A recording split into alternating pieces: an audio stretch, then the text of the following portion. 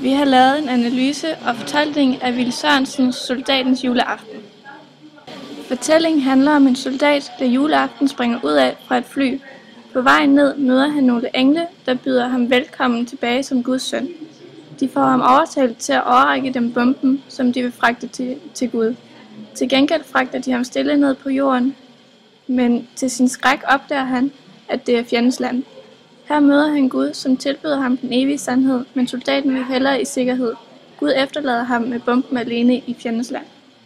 I vores opgave er vi kommet ind på det overordnede tema, sprog, fortæller, fortolkning og derunder eksistentialistiske træk og konklusion, og derunder fortællerhandling. Det overordnede tema er konflikten mellem menneskets essens og eksistens. Mennesket er ikke skabt med en essens, men denne bliver skabt ud fra de valg, individet er i stand til at træffe. Så egentlig er det overordnede tema også en konflikt mellem at træffe et valg og ikke træffe et valg. Soldaten i fortællingen befinder sig i et mellemstadie, hvor han endnu ikke har formået at tage et valg endnu. Han følger egentlig bare sin ordre uden at reflektere videre over det, og hvilken betydning denne har. Han er fast besluttet på at fuldføre sin mission som soldat, hvilket også fremgår af citatet, og ingen skal få mig fra at gøre min pligt som soldat. Fortællingen bliver fortalt af en tredjepersons fortæller, da man kommer ind i soldatens tanker og følelser, mens englene så skjulte. Det fremkommer også af citatet, at det er en tredjepersons fortæller, der bruges en tredje person. Han havde tid til at forberede sig på sine sidste ord, for der var lang vej ned. Sproget i novellen er domineret af et stort forbrug af billedsprog, herunder metafor, besjæling, personifikation og metonym. Det fremkommer også af det citat: flyvemaskinens mandigt brummende farvel bliver snart overdød af vinden, der skreg som en ængstelig kvinde, og stjernerne glippede forskrækket med deres glimtende øjne. Her fremkommer alle de 4 billedsprog. Desuden så er sproget også præget af modernistiske træk. Det lægger stor vægt på overdrivelsen af det absurde og det ironiske. Det fremkommer også af titlen Soldatens juleaften. Derudover er der også mange kontraster i sproget, hvilket også er et eksistentialistisk træk. Soldaten tager ikke ansvar for sit eget liv, i det han ikke tager et valg. Han bererer blot ordre.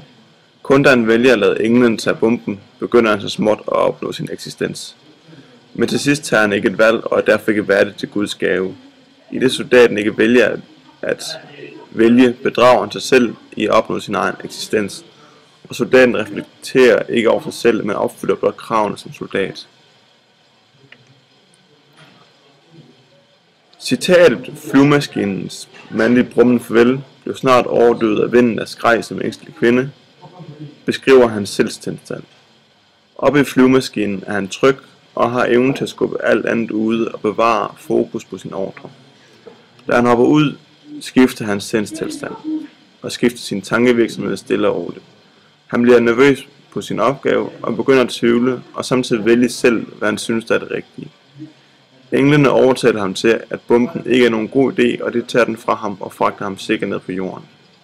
Han skifter dermed stadie, hvis man kigger på Kierkegaards stadielærer, fra spidsborgeren, der gør som alle andre gør, og i det her tilfælde i militæret har man bare ordre, til æstetikeren, der vælger selv at gøre noget for egen vindings skyld.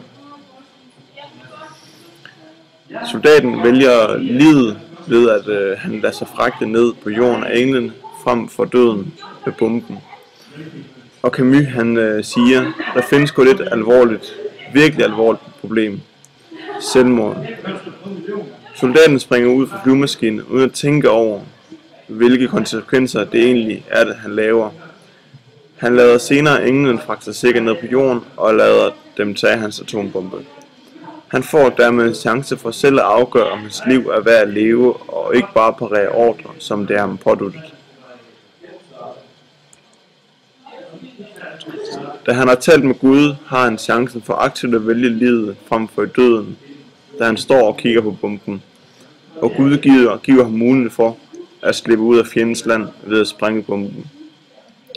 På vej ned til jorden bliver hans barske soldater sendt udfordret og stillet spørgsmålstegn ved, at englene og hans essens bliver drejet væk fra det krigeriske og ind på det mere følsomme, varme og næsten religiøse i mødet med englene og Gud.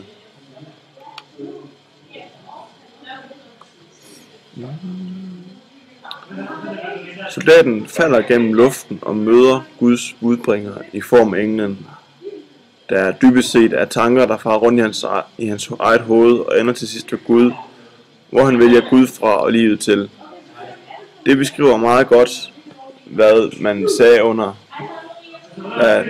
de eksistentialistiske filosofer fortalte om, at menneskets vej til Gud er en som risikabel. Det, at han vælger Gud fra, viser, at han har en mangel på åndelighed. Han vælger Gud fra og livet til. Fortællerholdningen i Willy Sørensens Soldatens Juleaften er, at man bliver nødt til at bryde med ens essens for at opnå eksistens og for at undgå at blive fanget og fortabt i ens egen mentalitet som en mellemstadie. Man er nødt til at træffe et valg for at opnå en dybere mening og forståelse med livet.